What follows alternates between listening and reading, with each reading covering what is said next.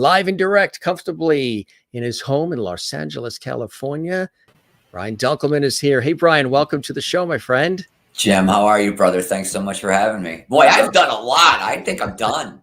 I was going to say. Why am I trying anymore? I've done enough. That's it. You look like you're sitting in the CEO's chair in a penthouse on the 50th floor.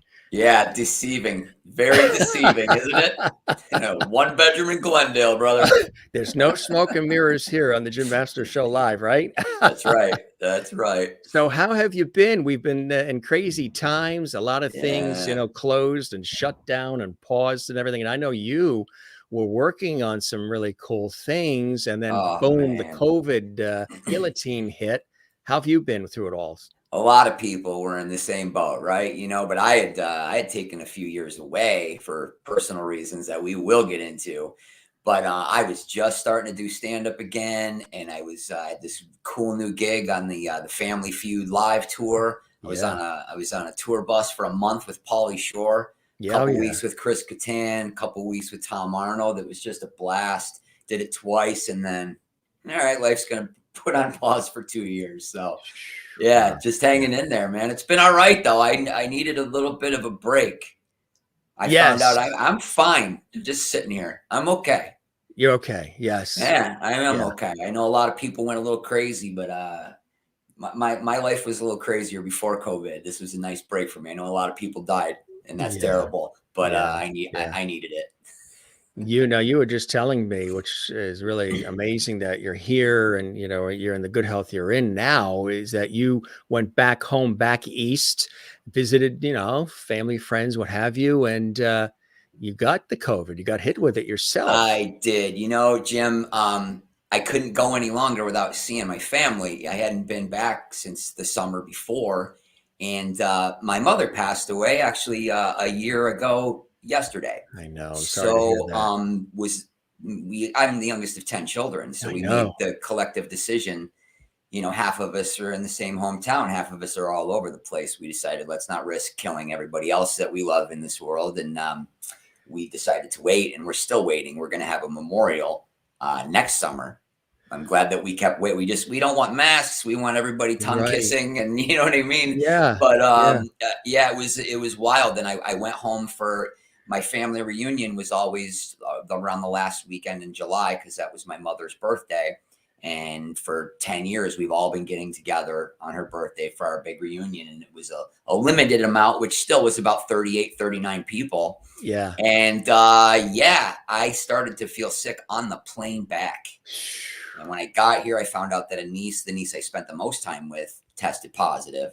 And then another niece tested positive, and then her husband. So, that next day I got a test. And as I was telling you beforehand, I thought, well, I don't know what's going to happen tomorrow. So where I'm from, we try to scare stuff out. Yeah. So I took a couple bong rips and I drank a half a bottle of Crown Royal, saying, well, let's see what happens tomorrow. And I didn't feel any worse, but I found out I was positive, and then rode that out. But it was pretty crazy, man. I was fully vaccinated. I got my second shot on 4/20. That's how I remember it. So I was fully vaccinated, and that was back then. They said, you're good. Get the vaccination, you're good. And it was right after I got it that they're like, oh, yeah, you're not good. You can still contract this. But it was a bit alarming. It went straight to my lungs, man. And that was like the only major symptom I had. But it was not mild. And it was a month. It was about 3.5 weeks before I woke up without starting my day with a 20-minute coughing fit. It was intense. So, yeah, we're just trying to live in the aftermath of that mentally right now. Right. And do you feel some of the side effects here and there lingering? The only symptoms I had were the coughing and the chest congestion, and my digestive system was just ravaged, and that's still slowly coming back. But mentally and emotionally, I still think I'm a little affected, because it's just I thought I was done, and I'm not doing a heck of a lot of going out. I have a young son who's about to turn 9. Yeah. And I was just grateful I did not take him back with me. And I was guilty about that, because he hadn't seen his family in a long time either. But I was like, it's too risky. And so not only, I didn't get to see him for 11 more days, although I did go to one of his baseball games. I just sat in my car and watch through the window. But that was the toughest part of it, just not being able to be with my kid. But Yeah. just, I have not done a lot of stand-up. I haven't traveled. I've done a couple gigs, but haven't really set anything up for the spring yet because I just I don't want to get this. I don't want to get this again. No, right, exactly. Yeah, it leaves a indelible mark on you in a way, right? So you It just does, sort and of it like, was a good life lesson for me because I really did. I got vaccinated. Look, we all have our own personal views. What I try not to judge anybody, but I did everything I was told. I stayed home for a year. I got both shots. I wore my mask, and I had the attitude when I got fully vaxxed. I thought, well, if you're not vaccinated at this point, not my problem. I'm gonna do what I'm gonna live now. Took my mask off, and then the universe smacked me down. That's not very it's not very brotherly, is it? it waited just for you, That's just for right. you. Oh That's yeah, you think you're free, right? So look, I think the bottom line is nobody knows what's going on. So let's just try no. and enjoy. Let's just try and enjoy whatever life this is, Yeah, absolutely. because it ain't that bad. There's a lot of stuff to watch. Yes. And they keep making new shit, so it's There's a great. lot of I'm stuff. almost done with that Beatles documentary. It's phenomenal. It's like I Abs- needed that. It's Yes. amazing. I don't know if you've seen that, but Yes. Yeah. I mean, it's incredible. And then there is so much stuff that you can see. And what have you been doing? I know that you've been really working hard on this new sort of documentary. yes, yeah, And this is something that really is it's like therapy without a copay. It's like emotional, it's raw, it's real. exactly. Tell us about it. It's a really cool project. Well, it was kind of out of the blue, I we'll talk about it, but I took 3 years away from stand up to raise my son, and I just couldn't do any traveling, so I was not on stage at all. And I had just started getting back on stage. I was going through a very horrible divorce. So all my material was about going through divorce. 20 brand new minutes, went on the road, did 1 week, feeling great, Family Feud gig, and then COVID hit. So I used that time. It was actually kind of a blessing because I got to spend just that much more time with my son. My son's going to be, he's going to turn 9 in January 11th. So we play a lot of video games, and he'd always been, bugging me to do a YouTube channel. And I thought, well, here's my chance because, this is going to be a month or two. Everything's going to go back to normal, but we're going to just hunker down, and I'm going to learn how to do this. So I got a green screen, and I learned how to do all that stuff. And I did this YouTube channel. It's called The Dunks, youtube.com/The Dunks. And it was just fun for the two of us. Oh, yeah. And what was cool is we do a game from his era. We do a Roblox game, and he'd kind of teach me. And then I found all these old classic games, all these Atari games, Pac-Man, Ms. Pac-Man. And so then I would like show him, this is what I grew up. Like, look at these, look at Black Widow, dude. Look at these graphics. That'll blow your head off. But it was really, really fun, and we really bonded. Well, I'm posting them. I'm not great with promotion. I think I'd have more than 5,000 followers on Twitter if I was, on Twitter, maybe in the summer of 2002, but that's not what happened. Yeah. So I posting these videos. I'm not kidding. Some of these videos had maybe 10 views. Well, I didn't know this, but one of the people viewing was a film director. I got a call from my manager one day. This was like around my birthday, the end of June, first right when the pandemic hit in March, so a few months later. So I got a call from a producer. He wants to do a movie based on your life with you playing yourself, kind of like Howard Stern in Private Parts. I thought, well, that's kind of out of nowhere. Okay. Right. Yeah. We had a conference call. We talked for about 3.5 hours on the phone. We just really hit it off. And it turns out he was watching these YouTube videos, and he said he knew my agent from years ago. He had a notebook with movie ideas, and he'd had a list, and one of them just said Dunkleman. And it'd been on this notebook for 10 years. And then he started, nothing to do. Started following me on social media, saw these videos I was posting, and he got really, really intrigued, and he did a deep dive. And so we had this conference call, and then we said, well, let's risk it. There were a couple places in town that had outdoor seating to eat. We had lunch, and we had lunch for 8 hours. Wow. And I just basically told him every single painful thing that's ever happened to me. And unfortunately, it took 8 hours. He's furiously taking notes. And he decided let's run a theater. I mean, this was very guerrilla. We weren't even really allowed to leave our homes. Let's break the law. Let's run a theater. It was myself and another guy that was running the camera and the sound. And his goal was basically just, let's get you on camera talking about these stories. We'll cut it together like a sizzle reel for to get some funding for the movie, for potential funding. So I said, just turn the cameras on. And I ended up talking for over 4 hours. Wow. I just kind of started at the beginning and I just talked about everything that's happened to me. And you could kind of feel like something good was happening here. Right. And I sliced it open and I ripped it all out. And he called me that night after he reviewed footage. He said, he said, this is so good. There's a separate project here.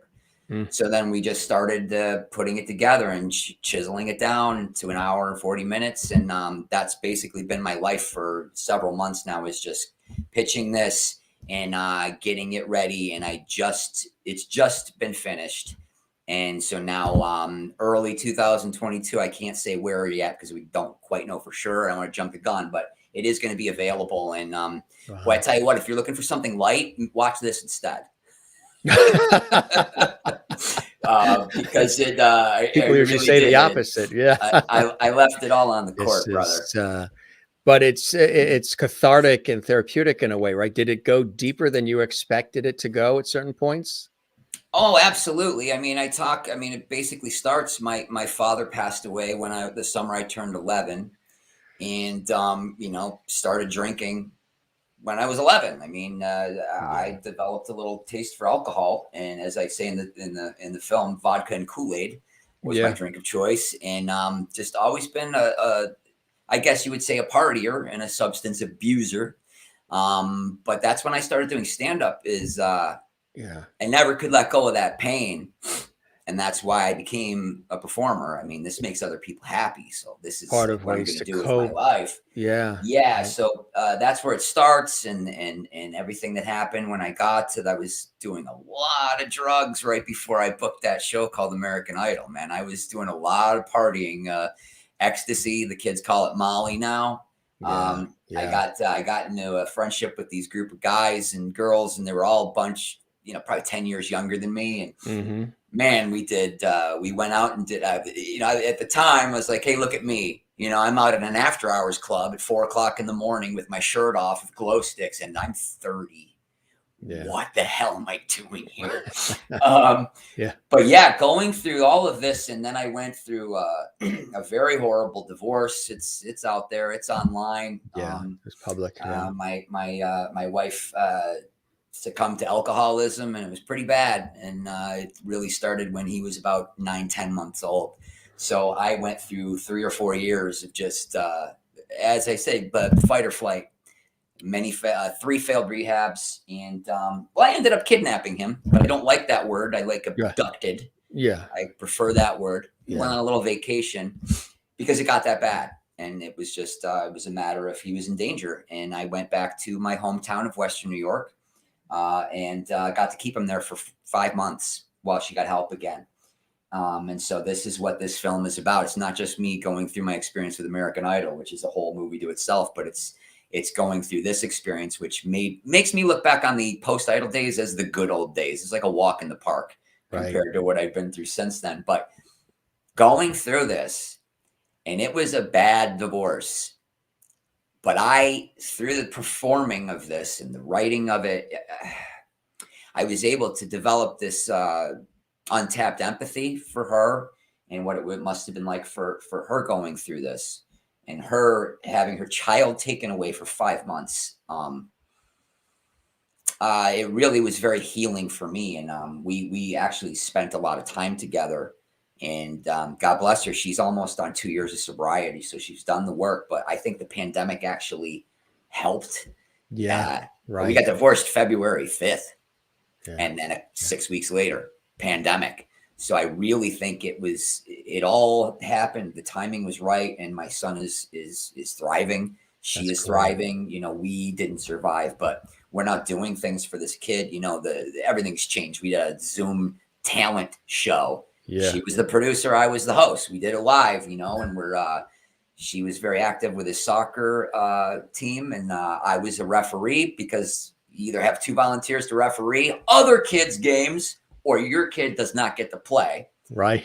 And I bitched about it all year, but he won the championship on Sunday, and all worth it just to see how happy this kid was. It was really cool, and that's what life is, man. Yeah, that's a life experience. Nothing else, man. Nothing means anything compared to the joy and the fact that he ran to me, and I got it all on camera. He didn't run to his team, and that's a win. I'm gonna take that as a win. Yeah. So that is going through this, and you know what's interesting too is that I had to go back and deal with my father dying again, and then cut to a couple months after we finished filming, my mom passed away.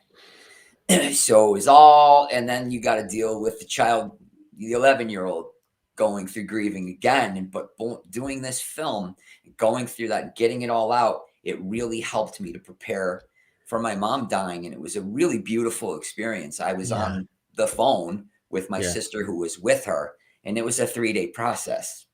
She just wouldn't let go. Yeah. And so you had advance warning. You knew. We got the call.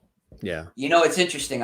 She did not get COVID, which I will be eternally grateful. But when you really think about it, COVID is what killed her, because she couldn't hug her 10 children anymore, or her 22 grandchildren, or her 15 great grandchildren. And I think she was just like, and she was 91, by the way. You don't need to feel too bad. God bless her. God bless her. And she's been, succumbed to Alzheimer's for several years now. So it was a beautiful experience. And for me to be able to experience death without anger is pretty intense for me, because I've had loss, and that's immediately where I go. But this whole thing kind of helped heal me. Absolutely right. So it's a pretty big gift, What was your father? Was there advance warning, or was that a sudden? Dead, dropped, done, shock, 54. Yeah, which is intense, and it's gonna, a couple more years, I'll be his age, and my son will be my age at the time, and I'm sure that's gonna be. So you're kind of like, but this job that I have now of being a father is the only one that I will ever give a shit about again, and it means a lot to me because of I didn't have my dad. Right. So this film was really, really, really healing, and I hope that people get out of it. I think at its core, this is not a project bashing American Idol. This is bashing myself just as much, acknowledging the mistakes that I made, but telling the truth about what happened and letting the audience, the viewer, decide, what would you have done? How would you have felt? And I really hope that this message of this film is about healing and forgiveness. Maybe most importantly, forgiving yourself. Right. Because I went through many, many years of just misery of being a prisoner of my own thoughts. Right. Exactly. And I think I went to the very edge of my sanity. And there was a long stretch where it was the first thing that I thought about every day when I opened my eyes. And it was the very last thing I thought about before I fell asleep or passed out. So this was, it's nice to not have that albatross around my neck anymore. And I think this, I hope, is the final step in really kind of healing and releasing everything. It's really cool stuff. Hopefully entertaining people at the same time. Absolutely. Hopefully people will feel better about their own lives and anything that they've gone through. Right. We all got our shit. We all have something. And those people that haven't, well, God bless you. It's coming. That's right. There's no way out. There's no way. Yeah. Everybody's got their own thing, So, I mean, what was it about comedy for you early on, in the 90s, growing up in the Buffalo, New York area that turned you on? Was there a lot of comedy in the house? Were there a lot of inspiration? How did you break out as the one doing it? Not really. I mean, that's the cool thing about my family. There is a lot of laughing. We just have a good time and laugh. And that's what I grew up in.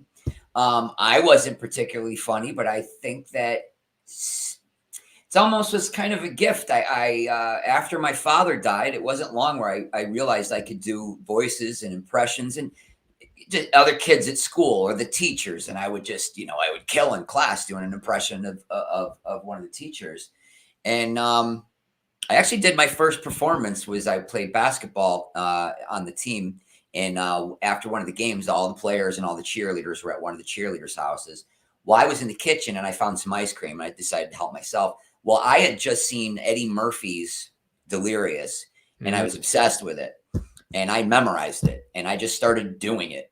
And then there was 2 of my buddies and they were laughing. And then 4 people came in and then 6. And by the time I didn't know what was happening, the entire party was in the kitchen.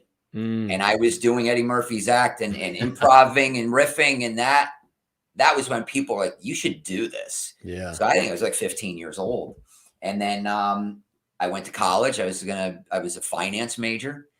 And then I decided, well, I don't really want any part of that backstabbing, cutthroat, despicable, dark world. So I'll get in show business. So I ended up, it just happened, the bar in my hometown that, everybody used to go to and, underage. But I was bar backing there and they started doing stand-up comedy. And I thought one night I had too many drinks. I said, if you ever do this again, maybe think about letting me host it. Let me MC. And then they thought, well, this kid's got such a big family. If we get his family alone to come in and pay a $7 cover, we're going to do all right. Well, there was like 20, 30 at the first show. And then when they had me, it was packed. There was over 100 people there. And I'm like, well, you're stuck now. And it went really well. But again, I don't think it would have if I'd have been at a comedy club in front of strangers. I might have started crying and peed my pants and ran off stage. It was so overwhelmingly supportive.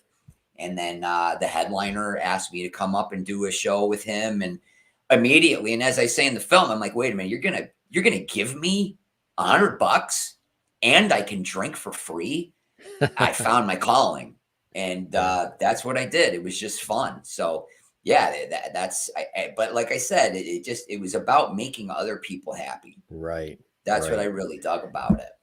Was it, while you were doing that, was it numbing the pain for you too, because you could focus on making them happy and deal with yourself later?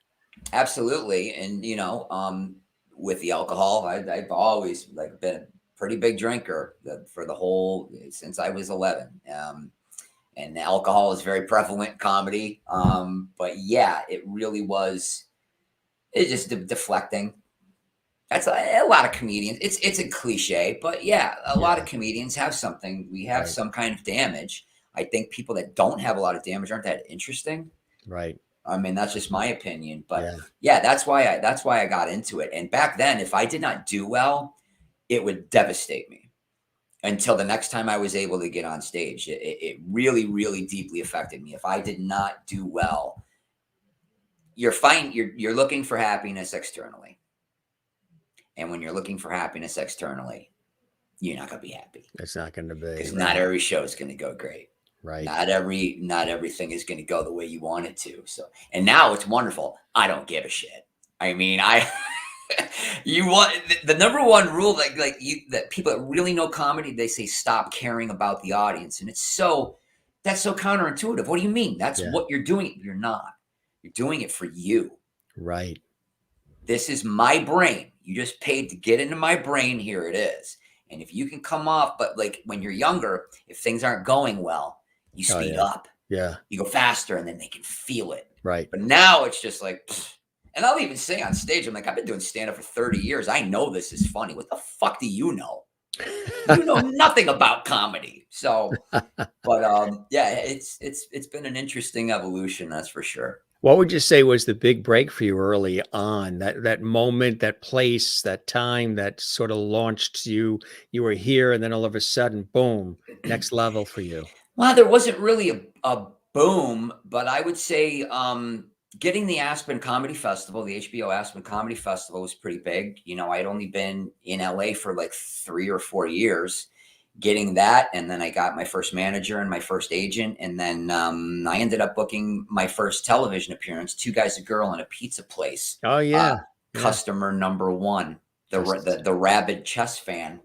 So that was my first gig, and then I just kind of consistently worked. Because that's the hard part, just getting in the door a little bit. You really got it. This was back then. It's not like this anymore.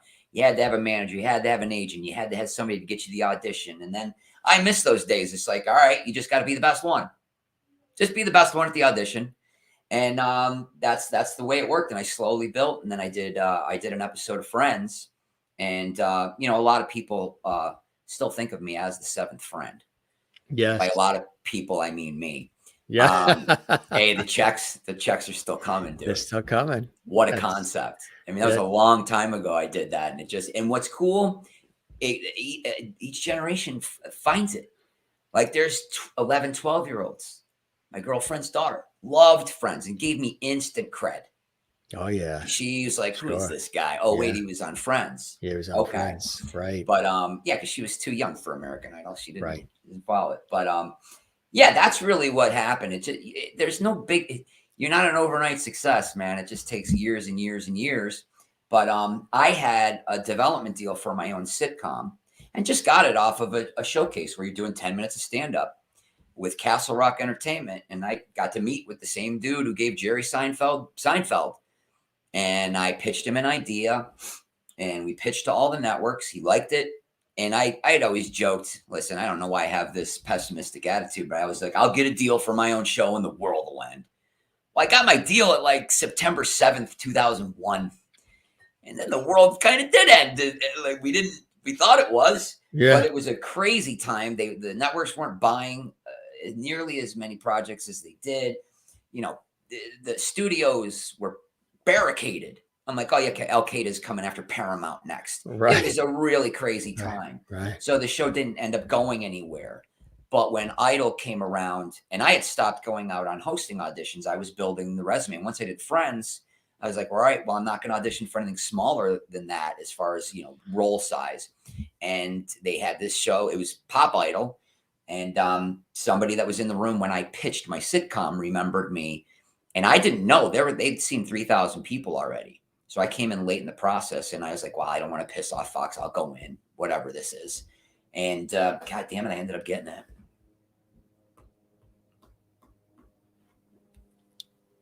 And I mean, pregnant parts there on purpose. Yeah, dramatic. Just sort of like, damn it, I got it. Were you shocked? Were you surprised? There's a story in the film. Yeah. And I like I said, I was doing a lot of drugs.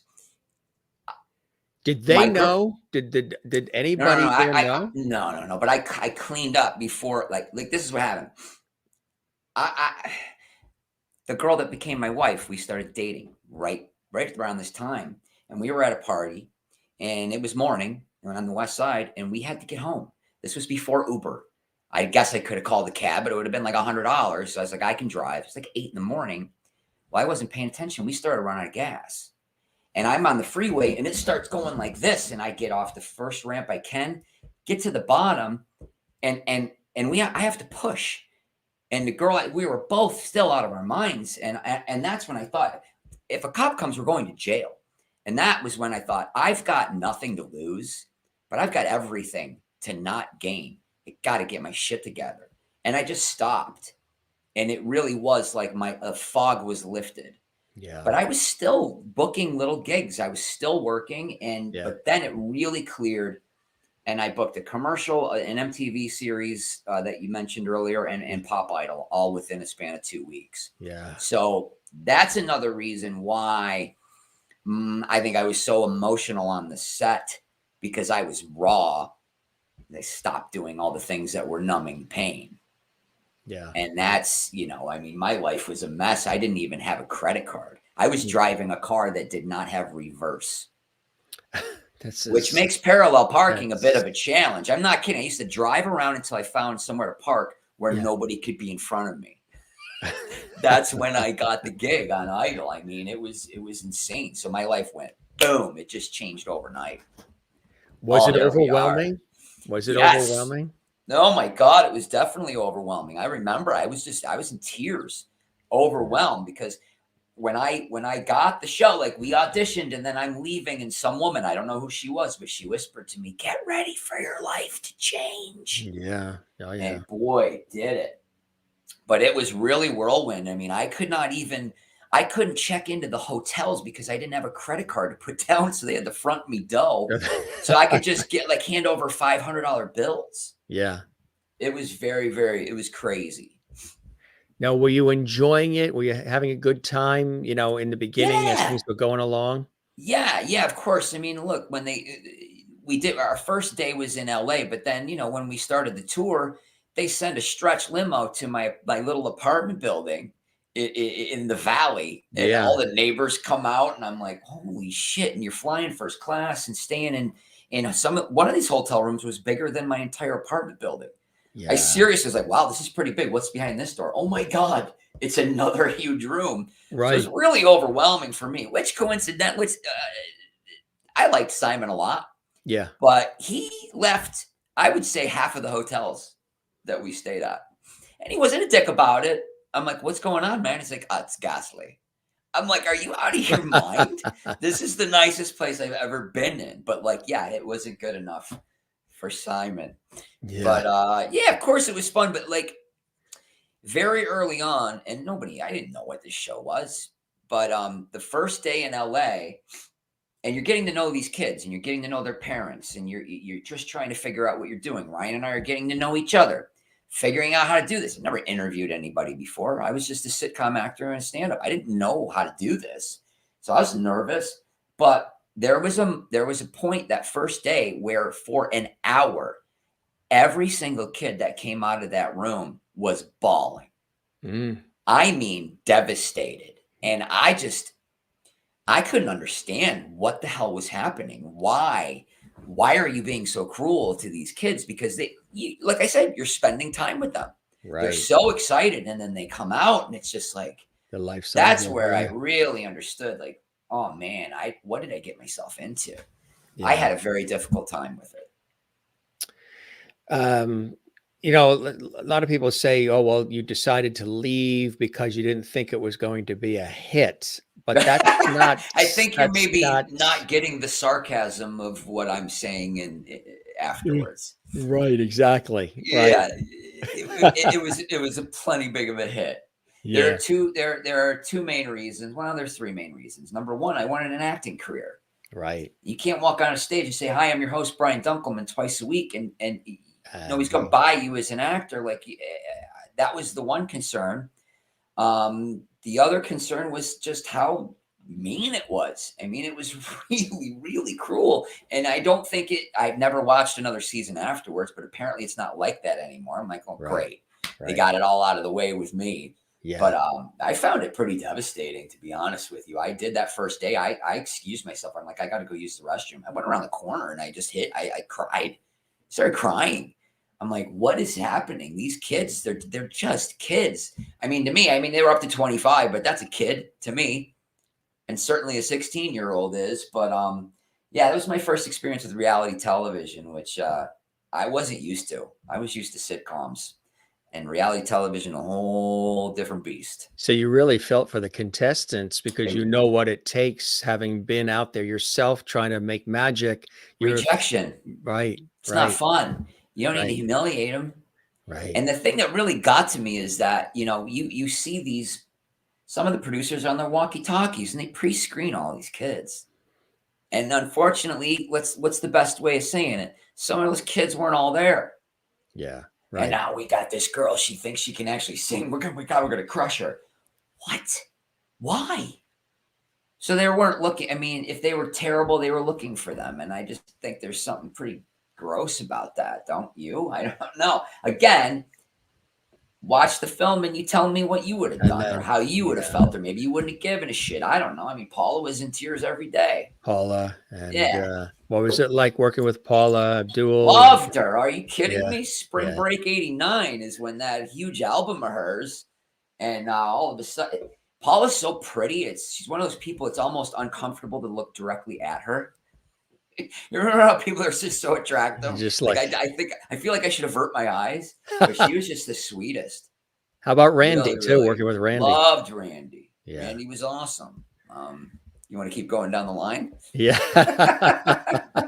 Simon, I love Simon. Yeah. In fact, it was presented to me that I was going to be kind of his foil, and he was going to be mean to these kids. And makes sense. There's this scene, the exec producer says, you're going to stand up one of these episodes, say you cannot treat these kids like this. And he's like, the whole country is going to be cheering for you. But then unfortunately, everybody loved Simon. He got death threats in England when they did Pop Idol. This country just embraced him. I thought, well, I'm not dumb. I'm gonna join him and gang up on Seacrest. So that's what I ended up doing. But Simon was great. We would cut for commercial, and he would say to me, he's like, I know I shouldn't like it because you're insulting me, but it's brilliant. I love it. When can I come see you do stand up? So that's kind of one of my bigger regrets, is I didn't really get to know him as well as I would have liked to. How about Ryan, working with Ryan Seacrest? Ryan and I got along great at first, and then it just devolved. And if I say anything negative about Ryan, I understand. It just makes me look negative. But here's the thing. I just don't give a shit anymore. He is going to be fine. He's great. I'm just going to tell the truth. There's a couple of stories. When we got to Chicago, they had time to look at the footage from LA and Seattle. And one of the producers sat us both down in the morning, and he said to Ryan, he said, I need you to appear a little bit more sympathetic when these kids come out and they're crying like that. He's like, okay, got it. Well, cut to, we start the audition process. A girl comes running out of the room. I mean, she's bawling. And I'm right there. I just give her a big hug. That's it. Ryan comes over, literally ripped her out of my arms, put his arm around her, shoved her right in front of the camera. Oh, my God. What happened in there? And I could not believe it. And I saw the producer. I was like, what the? And he just goes. So I don't know if that gives you any kind of indication, but yeah, this thing's went south. I'll tell you one other thing. I'll tell you a couple other things. I don't give a shit. I don't even think this is in the film. That's going to be the title of your next book. I don't give a shit. Yeah, I told you the car I was driving, I abandoned it. I'm not kidding. I just parked it on the street and just they towed it. I got a rental, but once the show was on a couple weeks and I was like, I think I'm safe here, I just started leasing. I didn't do anything dumb. In retrospect, leasing was dumb. Got a BMW convertible. It was fun. And I park, and the producer comes out. He's making a big deal about it. And he's like excited for me. And Seacrest walks by. He's like, well, now I got to get one. I got to get one now. And I thought, what are you talking about? I rode in your Mercedes. And he told me at the time he was paying $2,000 a month for this car, which at the time I thought was the craziest thing I'd ever heard in my life. What are you talking about? I mean, top of the line. And so I'm not kidding. The next day, he showed up in one of those Escalade pickups. Enormous, right next to my tiny little BMW convertible. The next day. Why? I don't know. So there was a competition thing that happened with us. I don't know if I did something wrong. I don't understand why it happened, but it happened. And it just got worse and worse the whole season. It was not a good relationship. Now, I can tell you that when I got asked to do the Fox finale, when they said American Idol's over, they tricked me. Of course, it went on to ABC, but it was a really cool thing that they asked me. And I made my piece. I had not seen him since the last show that we did. And I made a point. I'm like, I can't see him in front of other people. I can't see him on the stage. I want this to be real and authentic. Because I've been carrying around this, every radio show I do, every press. Oh, Ryan Seacrest this, Ryan Seacrest that. Don't you just want to punch Ryan Seacrest? And so after a while, you're like, I just got to lean into this. But it's like, that's the guy I'm going to be, just the guy who's pissed at Ryan Seacrest. And I had somebody walk me to his dressing room before we shot. And, he jumped up. He's like, hey, Dunkleman. And I just stopped him. I said, I got to get this out. I said, I really want you to know. I really am sorry for all the times we didn't get along back then. And I said, I wish that I could go back in time and change it, but I can't. I just want you to know I wish nothing but the best for you and your family. And you could see he was taken aback by that. And as I say, and in my head, I was thinking, and is there something you would like to say? But, it wasn't about him. It was about me and releasing that and letting it all go. And then it was a wonderful experience for me to do that little bit we did at the beginning. So was it you that said, hey, I think I'm good. It's time for me to move on. I want to pursue the acting. with when Idol came to a close for you? Oh, well, here's a story from the film too. My best friend from high school was making his college coaching debut for football, a D3 school in Connecticut, Western Connecticut State. And Oh yeah, this in was a couple Danbury. weeks. Yeah, a couple weeks after Idol ended. I had gone to Hawaii with my girlfriend just to breathe for the first time and was really like, what am I going to do? I can't continue doing the show if I want an acting career. I don't even know if they're going to have me back because, look, shit went down. And I think that I got a little bit, I was perceived as difficult. And I own up to that. I admit it. But we went to Connecticut, my girlfriend and I, all my best friends from high school. Before the game, we're pre-gaming, we're drinking in my hotel room, and I think we're playing cards. The TV's on in the background, but it was on E. And all of a sudden, we just kind of hear Ryan Seacrest's picture comes up. American Idol host Ryan Seacrest just re-signed for upward of $1 million. Still no word on co-host Brian Dunkleman. They put my picture up. And I mean, it's silent. It's like the record scratch. And it's silent. And then we all at the same time burst out laughing. Like, what the hell am I even doing on television? This is not real. And we just kept getting drunk. So you were sitting there watching E, but then said F. Yeah, exactly. The very next letter. But what happened is they re-signed Simon as well. And they re-signed Ryan. And they just put Paul and Randy and me on ice. They just let us twist. But I was getting crushed because I'm twisting alone. I'm getting killed in the press. I'm losing my mind because I was losing my sanity anyway. I was really, really losing it. And this on top of it and not knowing, and they weren't giving an answer. And so finally I told my agent, my manager, I'm done. I said, I'm looking for signs of what to do. Well, this is it. I'm releasing a statement. Very grateful. Moving on. And I did that. Now, all I can tell you is that my agent told me he spoke to the head of publicity for Fox. And he said that she said they were all shocked and very, very disappointed. And I was told the words, they figured if it ain't broke, don't fix it. That's what I was told. That's what I carried with me for the next, 17 years, thinking I've made the biggest mistake in the history of show business. Calling myself the Pete Best of American Idol and, just kind of owning it. Yeah. Well, and that's tough. Now, I mean, that's it wasn't tough just to deal with that. I don't know if it was Fox's decision because we're talking Fremantle, we're talking 19. I don't know what exactly happened, but all I can tell you is that when I did the Fox finale, I was with my sister. We were just walking around, and out of just randomly, one of my old bosses, the head of Unscripted at the time, he just sees me. He's like, Brian, come on in here. We got food and drinks in here. I'm like, you had me at drinks. Let's do this. That was it. And I loved this guy. And we were talking, and he brought up his assistant, and she was a big fan. We were all very disappointed when that decision was made.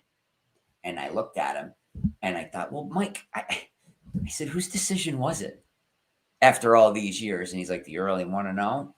And I did. I looked him right in the face. I said, you know what? It doesn't really fucking matter, does it?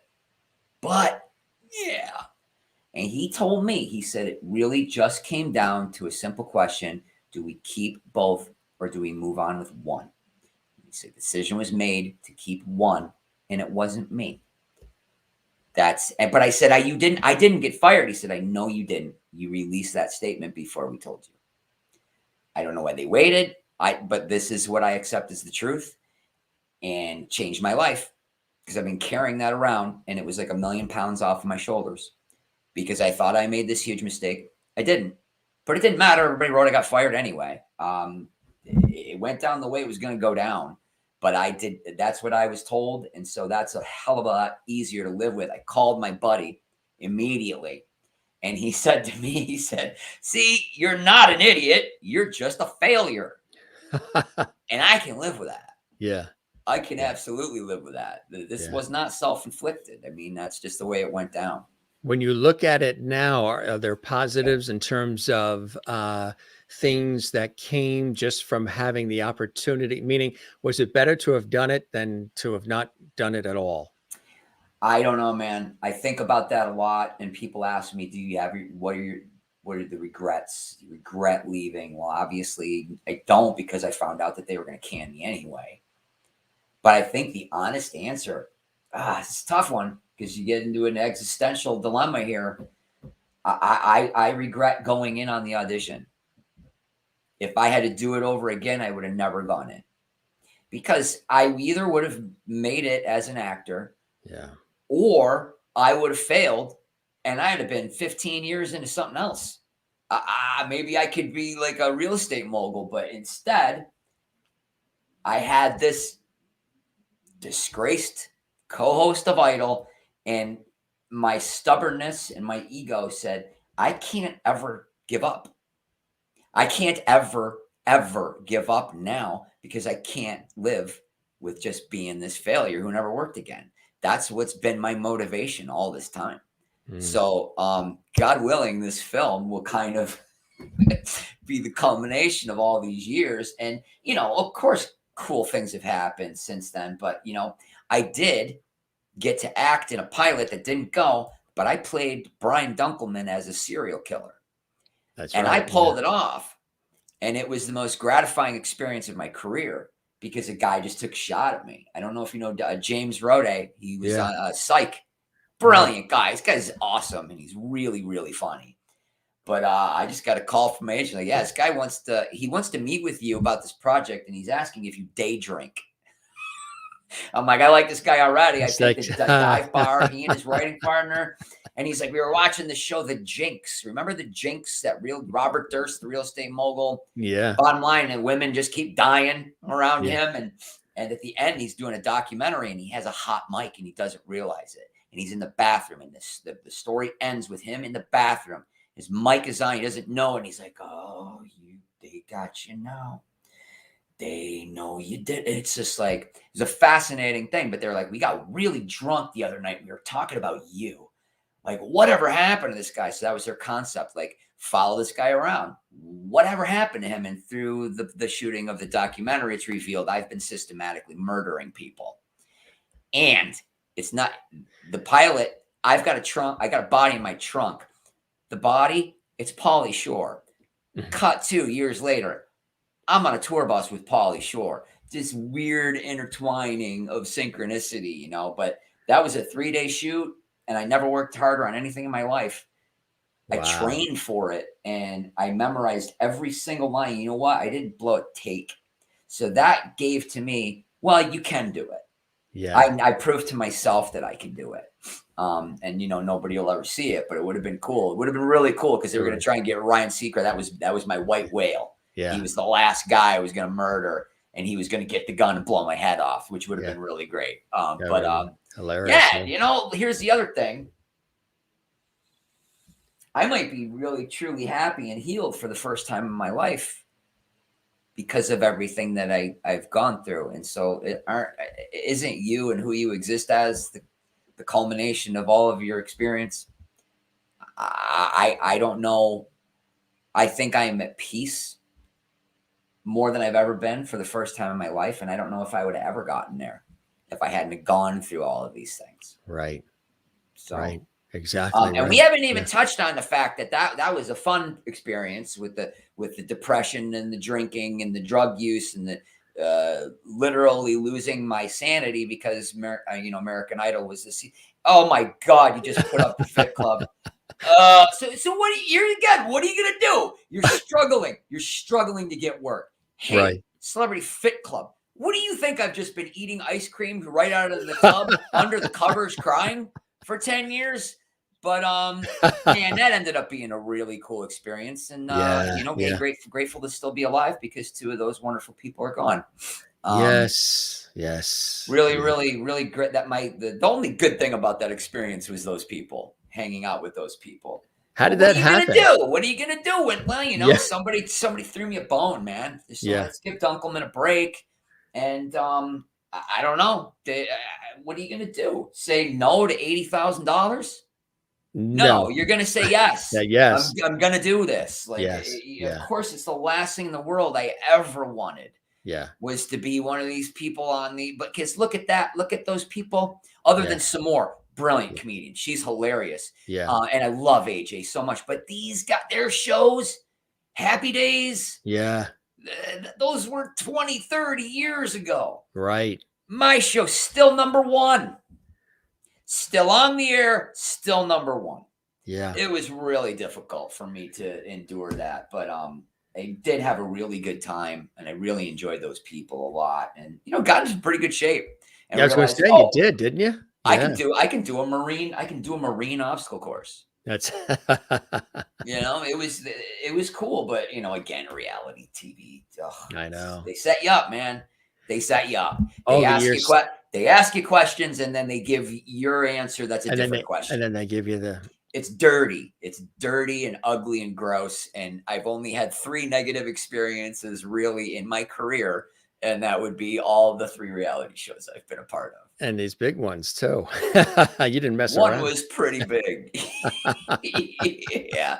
But along the way, the years, of course, as a stand-up comedian too, Laugh Factory and so much more. Tell us about, that. And that, is that really, of course, acting is heart and soul, but being there in front of a crowd, working a crowd also. It's great, man. Yeah. It's great.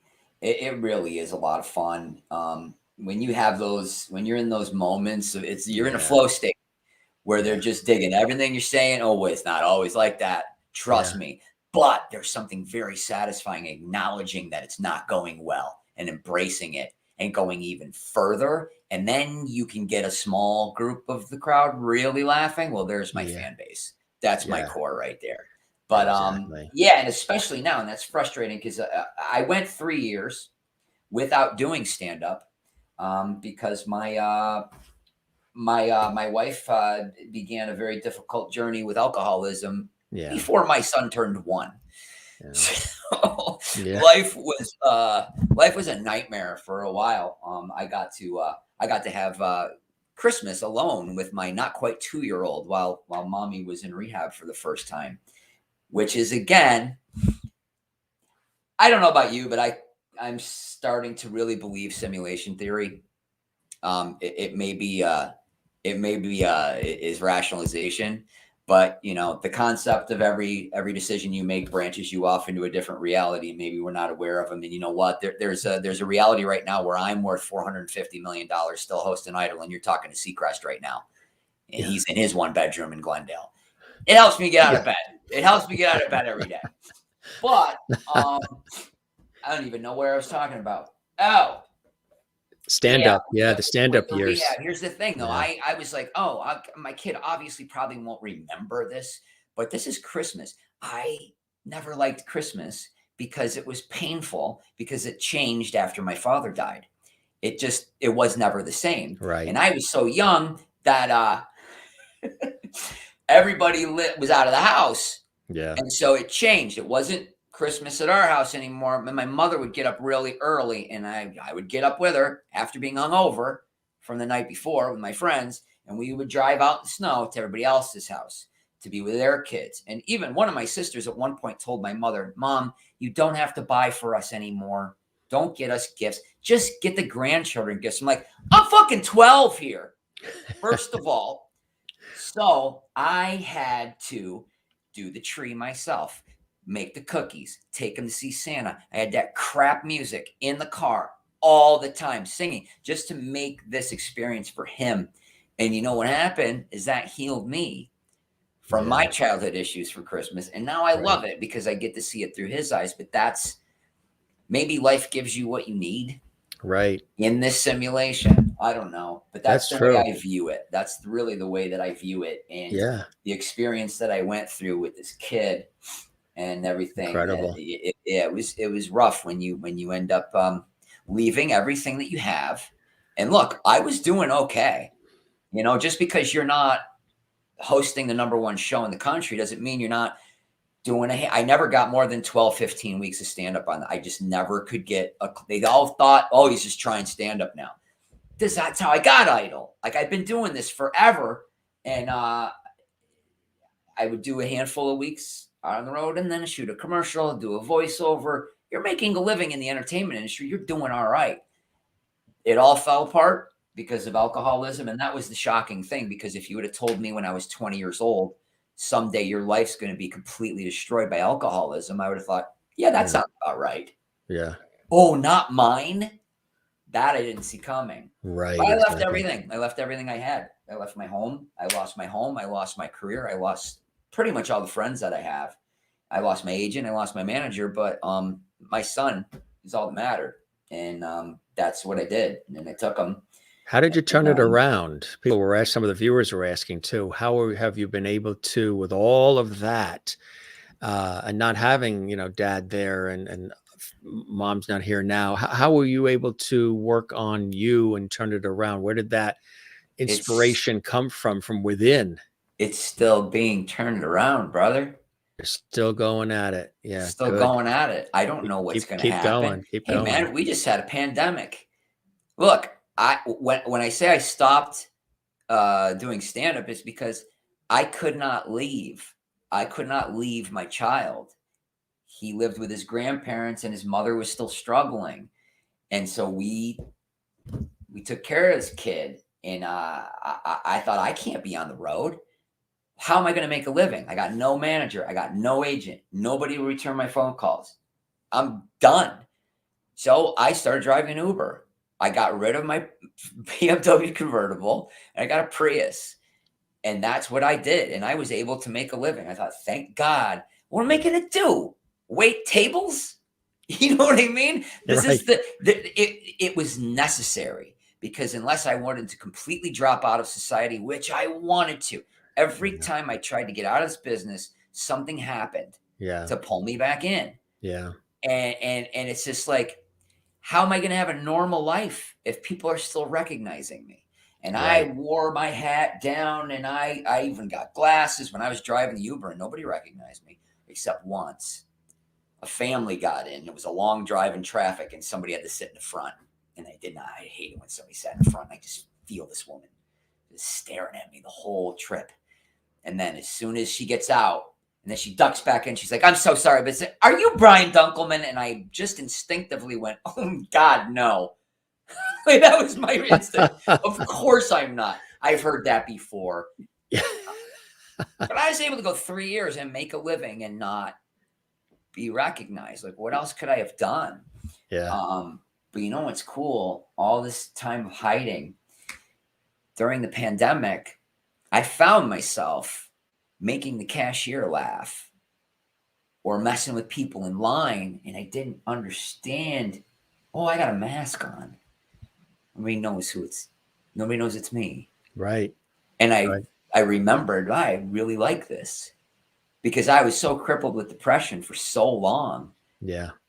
I'm telling you, this pandemic kind of did a lot to heal me as well. Yeah. Which is really, that's cool. So it's still a work in progress, like you said. Of course working on it. I'm still trying to get this film finished and get it out there, because I don't know. I mean, there's been a lot of obstacles. I edited it myself. I do not know how to edit.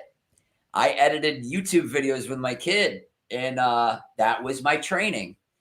And then I was like, well, no one is coming. I got a buddy who does a podcast. He kept saying, no one's coming to save you.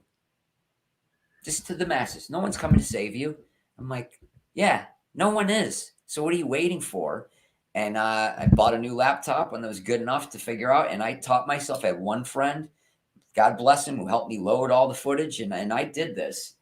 And I just finished it. And I'm not kidding. I've been doing nothing but staring at myself. Talk about every painful thing I've ever been through. And it's wearing.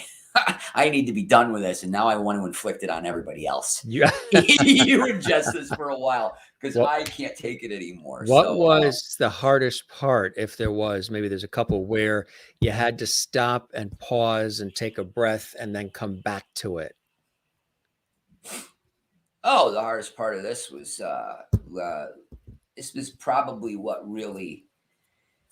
where the alcoholism manifested for my ex-wife. She was pregnant, and and for anybody who's experienced it, you go in, you get the ultrasound, you get the picture, you hear the heartbeat. Man, that's a moment. That's a life experience when you hear that heartbeat. And about 12 weeks. At the 12-week mark, we went back in for our next ultrasound, and there was no heartbeat.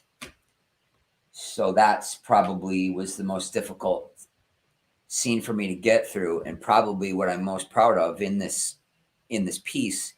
I think it's about it might be an 8 or 10 minute take with no break, and I got through it.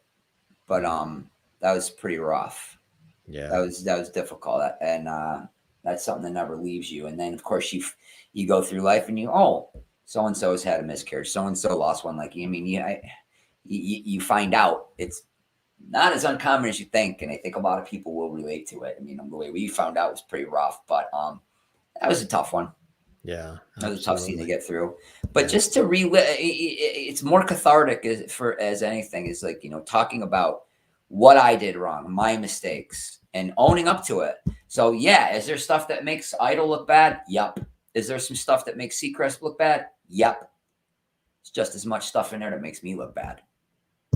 It was my experience, and I can only speak for myself. So, am I going to get sued? Hopefully. If that bullshit line, any press is good press, it's not been kind to me, but maybe now is the time where I can finally use it to my. And you know what? I do want to speak about the last reality show that I had. It was called Back in the Game, and sometimes the universe puts things in your path. Like, I was driving an Uber, and this opportunity came, and I was able to get an agent from it. And but I told them everything that happened to me, and they cut it all out, and they just framed it that I was just a guy who screwed up his life and was lazy and didn't want to put the work in. Didn't mention the fact that there was alcoholism involved, or a kidnapping, or any of the things that really happened to me. So maybe my motivation, I'm not going to have people not know the whole truth, because it didn't fit the narrative that they chose for me. It's time. I just want people to know what really happened, I guess, for my own sense of sanity. Right. Exactly. That's a big motivating factor for me. Well, it also may inspire, like I said earlier, may inspire others who maybe obviously haven't gone through something exactly as similar, but maybe go through things where they haven't been able to share their story or work through it. And I think a good mantra is somebody's always got it worse. Yeah. Somebody's entire family got wiped out today somewhere. Yes. You know what I mean? Anywhere in the world.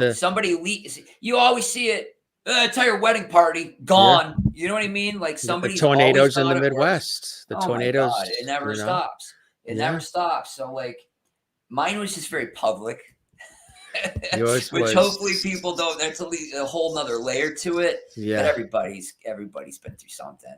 Yeah. And I think the thing that I'm most grateful for is I've somehow been able to make a shift in my brain. 8 years of meditation. Let's just call it what it is. That saved my life. And what saved it is because, you know what? When my wife was first struggling with alcoholism, she started going to AA, and I went with her to the first meeting. Well, it was meditation themed. And at the end of the meeting, and I was like, I've been, hearing a lot about this. I should give it a shot.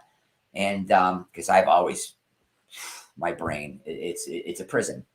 It's very loud in there. Yeah. And they shut the lights off, and we meditated, and now you're just quiet and breathing. That's all you do. And when they turned those lights on, I walked out of there. I was high, and I've done drugs, and I was legit high. And I thought, there's something to this. And I started to practice, and it's changed my life. So it would have never happened if all the dominoes haven't gone down the way they've gone down. Right. And I'm finally to the point. I'll give you the perfect example. I'm at a point now where I live in gratitude instead of resentment. Now I'm a little raw from this because it just happened yesterday, but I'm a huge Buffalo Bills fan from Western New York. Just won a Super Bowl. Just won one Super Bowl. We lived through 4 of them. Last year we were 1 game away. Yes. And it hurt.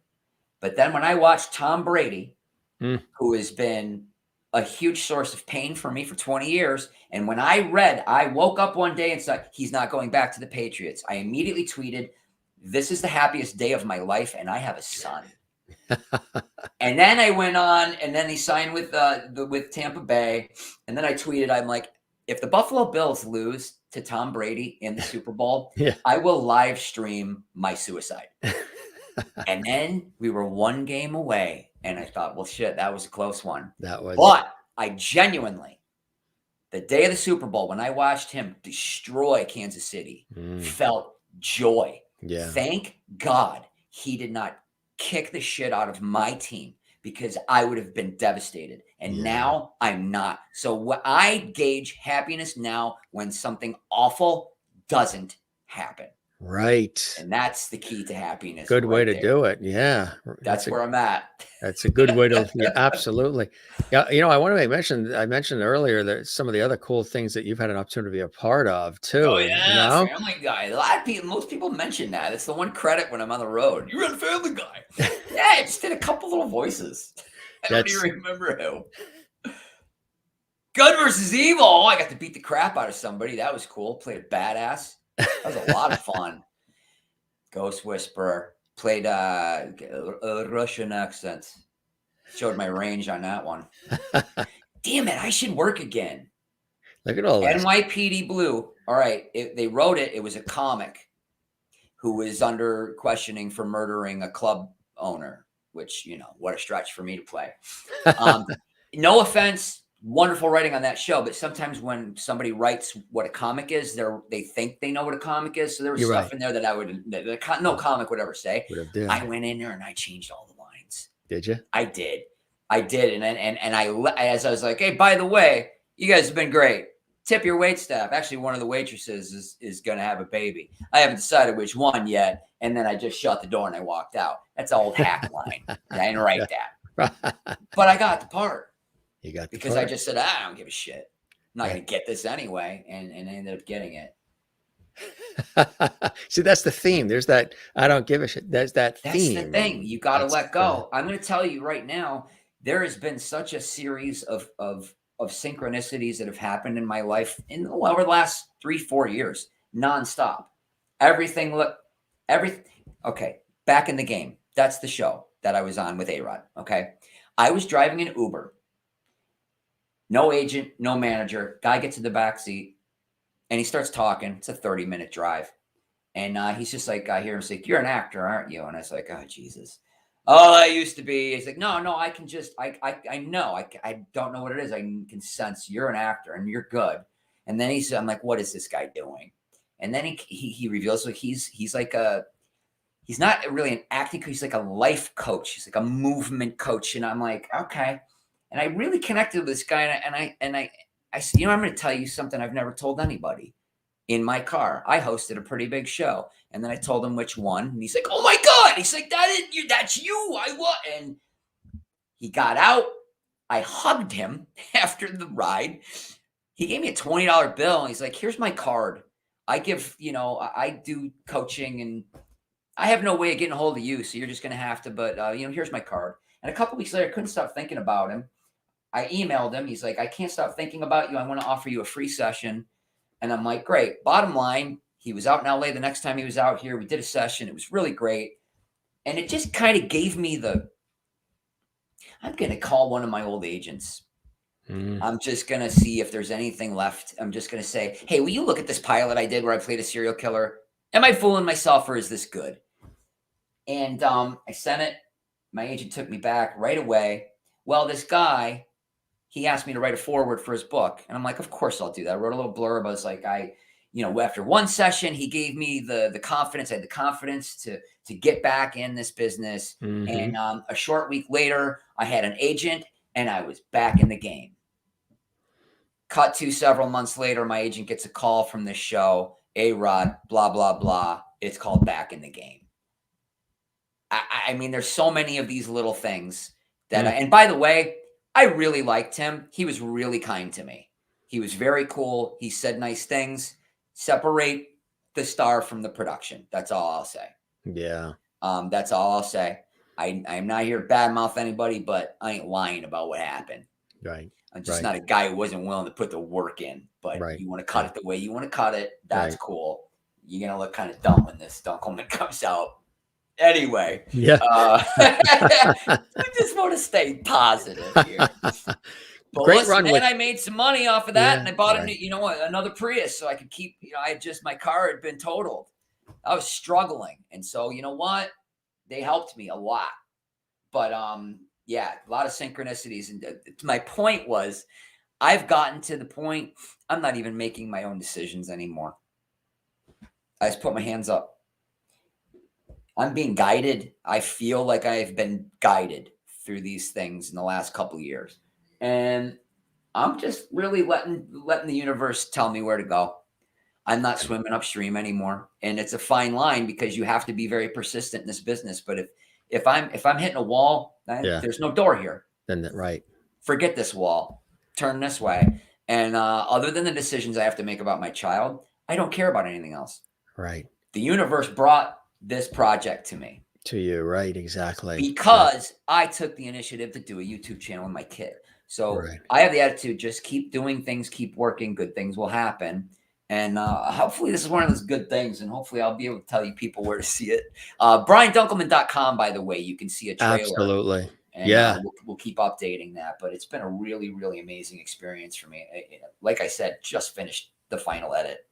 You had an opportunity to work with the crew at Family Feud, too. Oh, I loved it. It was 2005 or 2006. I got a call from Fremantle, the producers of American Idol, and they were like, they want to see if you want to do a few weeks in Atlantic City hosting the Family Feud, a live version. I was like, this is crazy. So I did it for like 3 times. I went in for 2 weeks. Such a blast. So much fun. The old set, the old music, the clips of Richard Dawson. I mean, I grew up, I loved Richard Dawson. So I did that. I did like a little residency there. And all these years later, right after I did Back in the Game, and I'm like, I don't know what I'm going to do. I thought I was going to be a real estate agent.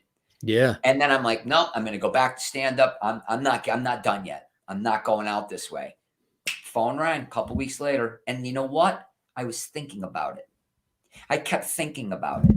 I thought, man, that was really fun. And I was making $5,000 a week doing that. I sure would like to do that again.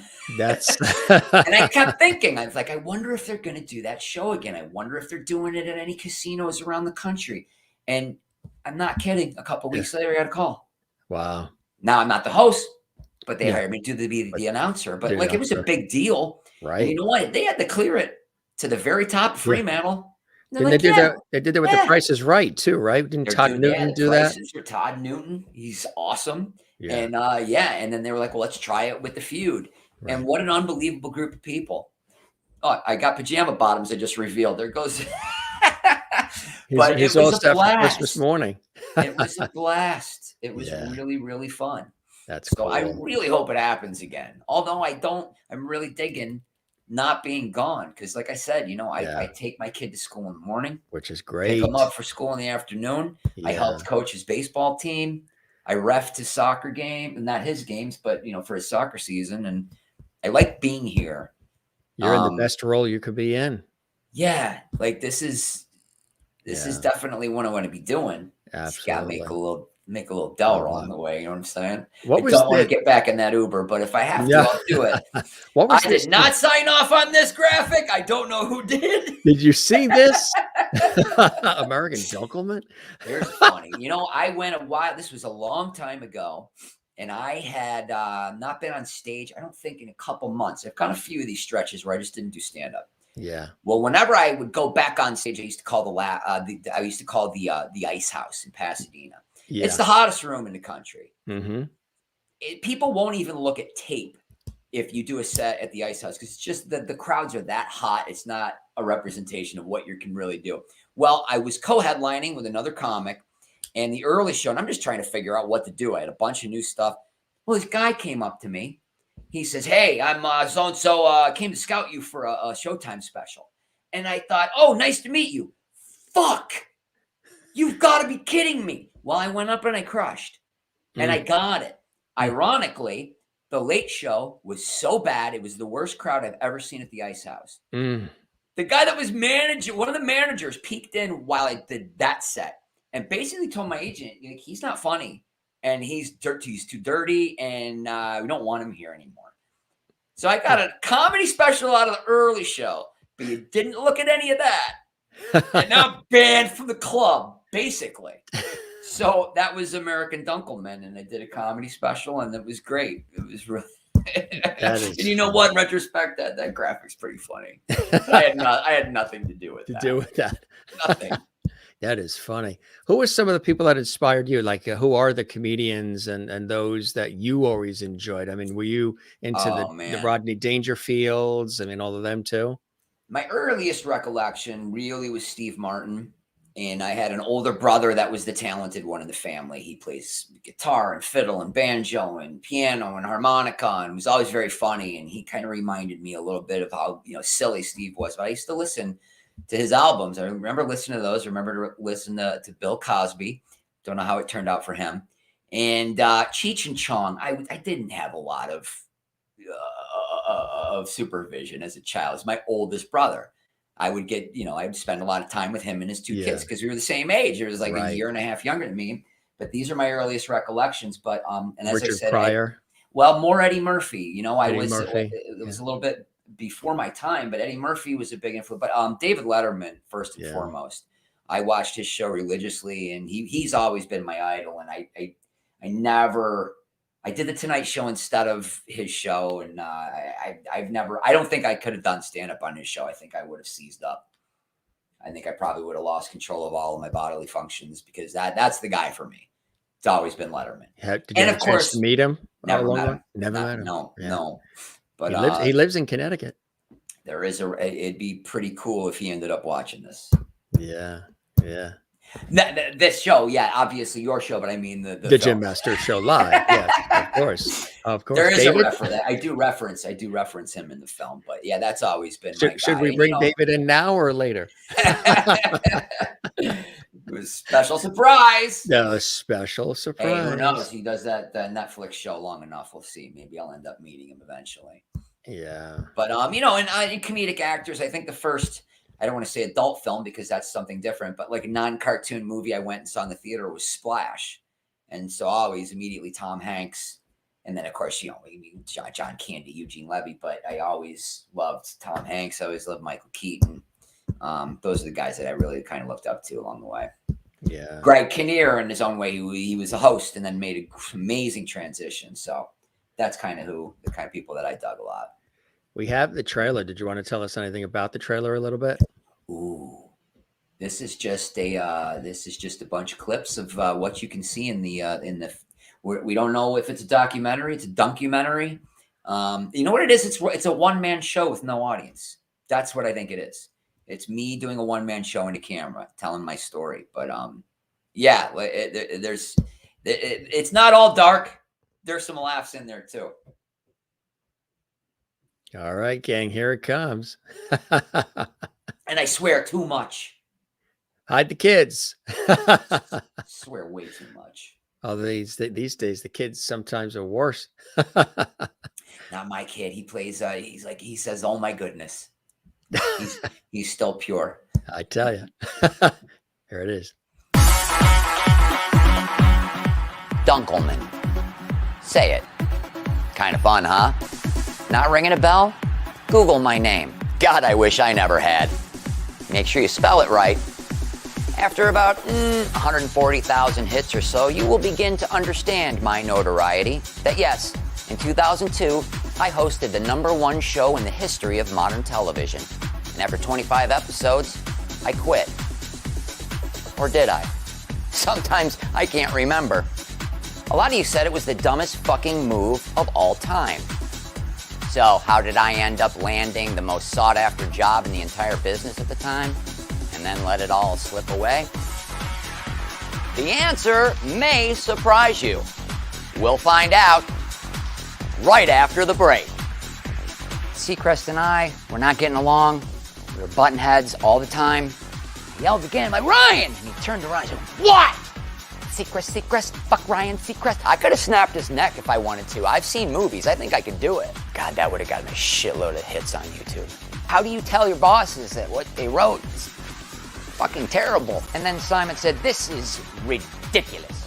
This is a talent competition, and we've already let 2 other monkeys through, and Randy fucking snapped. What the fuck? You can't call people monkeys, Jack! And I'm like, holy fuck, Randy's gonna knock him out. 5 o'clock, live show. Been up doing coke all night. And the drug use, it was ridiculous. It turned into ecstasy, and then GHB, and then Special K, and then, god damn it. Where are we going? It's just another thing that made me look like a difficult asshole. And they decided to keep one. And it wasn't me. As one manager who turned me down said, you've got the stink on you. Then the second season of American Idol premiered. I couldn't function. I was on a flight, a little turbulence, and I thought, just fucking go down, because I just don't want to be alive anymore. So we got married in Palm Springs. We put the ultrasound in, and there's no heartbeat. All the stress of the last few years, I just looked up at the sky. I was like, is that all you fucking got? If you're gonna fuck me, then fuck me! The first time she was hospitalized, the doctors told her, if you don't stop, you're gonna be dead within 5 years. I don't want to say she drove drunk with our child. Imagine the weight of that decision, kidnapping your fucking son.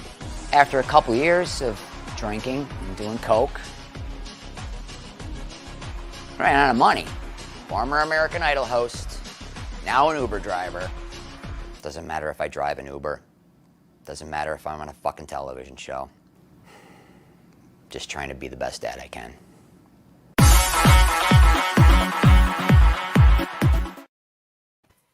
It's really boy. tough. Yeah, huh? You know what's cool about this? It's a very raw story. It's a very raw performance, and kind of by design, it's a very raw production. It's just a tiny, it's a little theater, black curtain, 2 cameras. That's it. The one thing that drives me nuts, there's just 3 of us. We have so many things to worry about. And you got a strand of hair sticking out the whole goddamn time because I did my own hair and makeup. So I'm just like, oh my God, you know how much it would cost in CGI to have that removed. So I think it just adds to its charm or lack thereof. Maybe. It does. Are you a perfectionist? Yeah, it drives me crazy that I can't do anything about that hair. But yeah, it's to the point where I actually just said to my manager today, I was like, somebody's got to take this and export it. And I will look at this every night, and I will always find something to change. But this is the way it needed to be. I would never have been able to hand this off to somebody and said, okay, edit this and I have to have control over every single frame, single frame. Right. And I've done that. And now it's just like, I can't ingest this pain anymore. I'm ready to inflict it on others. So, it's been a really cathartic experience doing this. It's gotta be. And it's better to hand it off now because you could edit the heck out of it to where it's down to nothing. Yeah. Now it needs fresh eyes. And now it's just like, okay, I'm trying to detach from all these horrible, painful stories. I'm saying just so I can see if one little frame of color is off. I'm like, I can't. No, right. You're still experiencing it over and over again. So, right. Exactly. I think matter of fact, with the piece of hair and whatever, I think that makes it real. It makes it's a story about a flawed man. Right. They've seen you on television and they've seen you on stage where the hair's actually in place and everything looks great. And here you are opening up and you're real and raw. Yeah. And, what would you say to somebody who's watching us live right now or will watch this episode down the line? And they watch that documentary and they're moved by it and they're struggling. They're going through something themselves. What would you say to them right now as they're maybe going through something pretty heavy and deep, as a lot of people are with the way the world is now? And they're listening to your story and they're like, look at this. This guy has had every dart you can think of thrown at him. And he's still sitting here. He's upright. He's talking. He's enthusiastic. He's passionate. He knows his priorities. He loves his son. He's open enough to tell his story, which a lot of people would feel vulnerable doing that. Not that you don't at times, but that you're there, you're real, and they're struggling and they're being inspired by what you're saying right now. What would you say to somebody like that, Brian? Wow. The words that I say to my son so many times in so many circumstances is you never give up. So I got to lead by example. If I'm going to tell my kid you can't give up, how's it going to look if I do? So I'd say just, I mean, you can't give up. You can't give up on life. You can't, I mean, if you'd have told me I would be in the position I am all these years later, I said, there's no way I wouldn't have killed myself. If you didn't have your no son, way.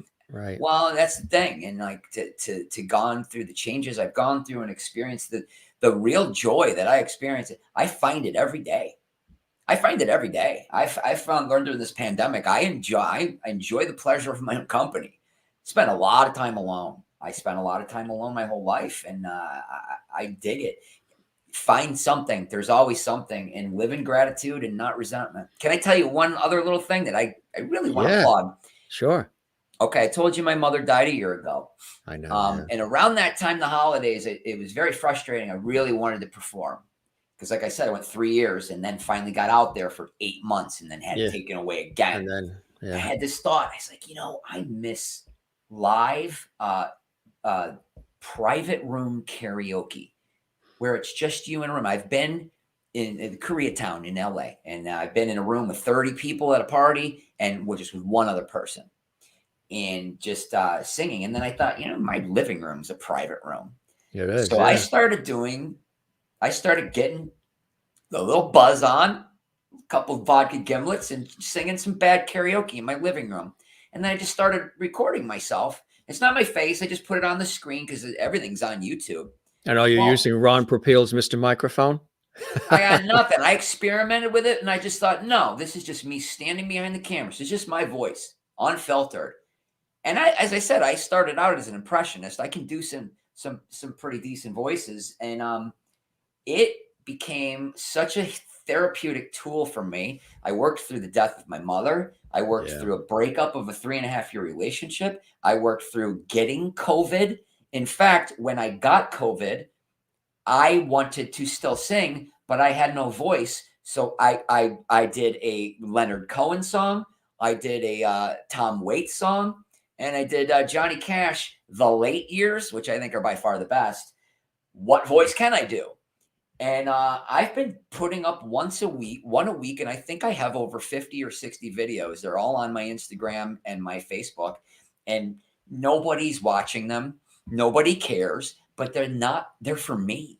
They're just for me. And I have gotten so much joy out of it because I could go out and do a 5-minute set and work on my craft, or I could stay home, have a few drinks, and record 6 or 7 songs. I'm telling you, I'm getting more joy out of this than I am doing stand-up right now. And you know what? I'm going to be dead someday, and people are going to discover him and go, holy shit, he was a genius. Right. So I call him Donkey Yoki. And I've just released my first episode I'm doing a little Christmas series of Christmas songs. But there's something out there that can give you this joy.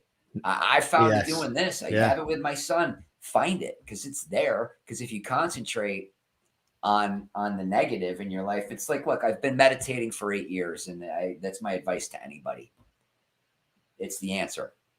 Period. You got to stop, breathe, pause, and reflect, and write. But actually do it. They actually do it. Don't just say it, but do it. Make it a practice. Your life will change. Your life will change. I can't be a bigger proponent. I try not to be that annoying guy. And I've got friends, and they're like, it doesn't work for me. I'm like, oh, really? It's thousands and thousands of years, and you're the one. You're the special brain. Some people aren't ready for it, but it's been the answer for me. That's for sure. So that's what I would tell anybody. How has it changed your life? It's helped rewire my brain. It's helped me become less reactionary. By the way, from the trailer, I relapsed during the season of American Idol. Obviously, I had a little slip up, but it has made me. There's the saying that if you live in the past, that's depression. If you live in the future, that's anxiety. All we have is right here, right now. And you can put yourself into right now and be happy. Mm-hmm. If I can do it, you can do it. Anybody can do it. And it's just that simple. Right. It's just getting in tune with living in the present moment and just letting go. That's what it's helped me do. And I know it works because when my pilot, where I played the serial killer, did not get picked up, I said, fuck all of it. Fuck everything. I'm just going to drink. And what am I breathing? Why am I breathing twice a day? This is dumb. Well, less than a week later, I was waking up in tears. Right. It cured me of depression. Right. So if you want to be depressed, great. But I found a cure, and it's not drugs. I went on a drug called Paxil and had it's in the film. I lost my mind for a little bit. I had a reaction to an antidepressant and went into hypomania. And I found that it's just the simplest answer: sit and breathe. 20 minutes. That's the answer for me. You know, it's happened too. It's sort of full circle a little bit. All these years you've been sort of pleasing other people and making sure everybody else is laughing and everybody else is getting what they need, with all these things happening in your life that you have to sort of deal with but can't deal with because you're still making everybody else laugh, pleasing everybody else, you know, hunting and going out and doing it. And now you have time to focus on Brian. Yeah, dude, I'll tell you what, just the other night I was singing Baker Street, Jerry Rafferty. It's a deep cut, man. The sax. I don't know if you know the song I'm talking about. Oh, sure, but yeah. as I'm singing it, and it was one of the later songs, so I was drunk. But you get that lyric, just one more year and then you'll be happy. Just one more year and then you'll be happy. But you're trying now. It's like, oh, this shit's hitting me hard in the moment right now. Like, that'll happen. And it's, man. And then you know what? I will record. I'll smoke a little weed because that's not a drug. That's medicine right there. God put it here for a reason. And then I will listen to it. And I can't even tell you how much joy I get. I don't believe I'm a narcissist.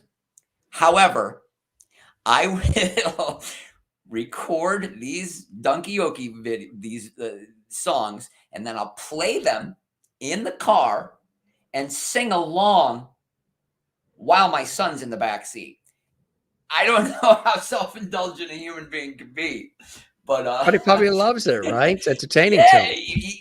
my son said to me a couple months ago, he's like, Dad, you are the weirdest guy I've ever known. Well, I'm a 50-year-old comedian. If you know anybody weirder than me, if you're spending any time with somebody who's weirder than me, I am failing as a parent. You know what? My kid's weird too, in just the right way. Yeah. He's so amazing. You know what the great part is? He's great. His mother's great. It's a success story. And so far, could the other shoe drop any day? It could drop. A meteor could drop on our heads right now. But life is good, man. And my kid is thriving, and his mother is thriving, and you know, that's life is what it is, man. What are some other things you haven't done yet within the industry that you'd still like to tackle? Oh, I want to have a band, 100%.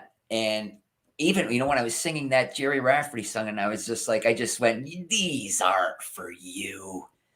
And then I thought, I've always wanted to have my own band, probably call it the Dunklemen. We'll have to see if the other members are cool with that. But when I was bartending at that bar, Madigan's, let's give them a little plug, in Ellicottville, New York, where I was doing stand-up, there was two bands, one called Party Squad, one called The Need. And I don't know how it happened. We just befriended each other. And then every time they played, they'd have me get up and sing. And I'm talking, sometimes I would do an entire set. I did the Doors a lot. But what a rush to sing with a band, more satisfying than any time I've ever done stand-up.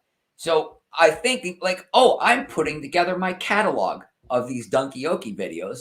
It's going to happen. I'd also really like to have a Beatles cover band. I'm just watching this, the Beatles documentary. It's unbelievable. Call it Dunklemania. I don't know. I'm a big fan of the Dan Band. So a lot of these Dunkioki videos I'm doing, I'm improvising and I'm being funny, right, and screwing around. But I could see some, their nostalgia is very in right now. Yeah, I it is. Some young jackass with way too much money having a party and saying, let's get Dunkleman's band to play. I'll give Dunkleman $10,000 to come and play this. I'm not kidding. I'll be a wedding singer. I don't give a shit. That it really is my focus right now. That is the theme to this whole thing. I don't give a. That I is, don't. you're gonna have to build something around that as a show. I don't give a. Yeah. There's something Just there. stop Yeah, caring. because you used to probably more than most probably over, right? Yeah. And now life has come at you like a train, and you're like, you know what? I can't give as much because I'm Right. human, and I won't because now I have my son and I have me, and there's life that we have to live. So I don't and I can't, Yeah. right? Yeah. He's about to turn 9 years old. I figure I got another 9 years. I'm done. Then I'll be 60 when he turns 18. Then I don't know what I'm gonna do. I might start doing drugs again. Probably when I'm 60. That's when 60. I'm gonna just do everything. Well, If I make it that long. I was going to say, And there's another thing. I got friends who didn't make it. I got friends who didn't make it this far. Yes. And geez, I had a good friend. He didn't feel well on Labor Day, and he was dead by Memorial Day. How about your, you mentioned coming from a large family. How Yeah. about the brothers, the sisters? How about, have they been supportive and rallying around you? Oh, absolutely. When I took my son back to my hometown, they just, I lived with my sister. One of my brothers gave me his spare van. I mean, they took care of us. But that's what my family is. My family takes care of its own, you know. Yeah. And that was an amazing experience for me. Very humbling experience. Yeah. You know, I'm the golden child who went on to be on this huge show, and then all of a sudden I lose everything. And I went to But you're just Brian to them. To them, you're Brian, brother Brian. Yeah, but this community, and I always felt a little weird going back because I felt like I let down not just myself or my family. I felt like I let down an entire community. So it was very emotional for me to go home, but so healing to go home. And there's a big, 4-season resort called Holiday Valley. And I would say 10, 12 years ago, they hired me to be their keynote speaker for their orientation. So I spoke, I did some stand-up, paid me a lot of money. And then I take my son back and I walked in. I said, hey, here's what's going on. Can I have a job so that I can get my kid into your daycare center? Because they had a little preschool daycare center on the resort. I was like, I got to get this kid around other kids. He has to have some normalcy. And so they hired me to work at the golf course. I was a cart boy, me and the other high school and college kids. And that's what I did. And I would get up at 6:30, go in and work, clean the clubs, put the carts away, made $9 an hour, pocket full of ones at the end of the day. And I really loved it. Got to play free golf. And you know what? I'm still in these kids. I'm in their fantasy football league. We're still in touch. So That's cool. To go back. And while I was there, they had a big pet parade. And the guy who did everything in our town, this wonderful, wonderful man, he had a heart attack, very suddenly passed. Well, they asked me to do it. And I'm like, look at this. I'm still working. You still, yeah. Suck it, Seacrest. You're not hosting the Ellicottville Pet Parade. So that was a really healing experience and very, very humbling, Yeah, really, really cool. There's been a lot of things in your life, I think, that have been very humbling, and you've been learning from them and now paying it forward. It's come full circle in so many different ways, and sharing it and opening up in the way that you did. A lot of people, they've been commenting, throughout, been that's nice. Very moved by it. Kathleen Walker in New York City says, thanks for being here with us, Brian. And Sherry Larson, Kansas, says, thank you, Brian, for joining us tonight. You have overcome so much in your life. Best wishes to you in the future. Mary in Florida says, quite interesting conversation. Best of luck to you. Future projects. Brian, take care. Christine Clifton in North Carolina. Brian, thanks for opening up about your life, career, so many opportunities. You've really overcome so much. Your story can inspire others. Keep on keeping on. Stay positive. Live for you and your son. That's really sweet. I got to tell you, after I did that Back in the Game show, and I found out that they had, changed everything, and I was pretty upset. But you know what? I got all these messages of people being genuinely moved by it. And I thought, yeah, keep your mouth shut. Right. Just shut your mouth. Right. Nobody needs to know. Why would you screw up all this goodwill? Like it was really very moving for me to get all these wonderful responses. And there was a time where I just got a lot of negativity on social media and just, it was really overwhelming. And then there's something that made it turn where I stopped getting kicked and people started being kind to me. That was a lesson. I'm just trying to be kind. I fail all the time. But I mean, just really just put yourself out there into the world in a positive way. And like I said, I fail nonstop, but I'm trying to get better. I just refereed and I did not kick one parent out. It was unbelievable. I was like, oh, something's going to happen. No, it's just all really wonderful, positive. I never even handed out one red card. And I felt a little let down. But that's Brian. That's not one altercation. That's very kind. So thank you to everybody who. They've been commenting throughout, really, and you know, like I hope that you know, people can find a little, you know, inspiration out of my story. Absolutely, things aren't that bad. Alessandra, thanks you in North Carolina. Merlin in Ontario, Canada. Very informative conversation. Thanks, Brian. Yeah, they've been saying it throughout the conversation as well. Cool. This was awesome, and I, you know, wish you continued success. Let's stay in touch. Keep us posted on everything. Thank you so much for having me on. I really appreciate it. Every time, you know, I went a long time without talking to anybody. Yeah, and I turn down interviews every year. Well, American Idol's starting. What? He can plug his projects. Right. If I had anything to plug, you'll know. You know what I mean? It was a long, lean period for me, but now it's just I'm saying yes to. I want to talk.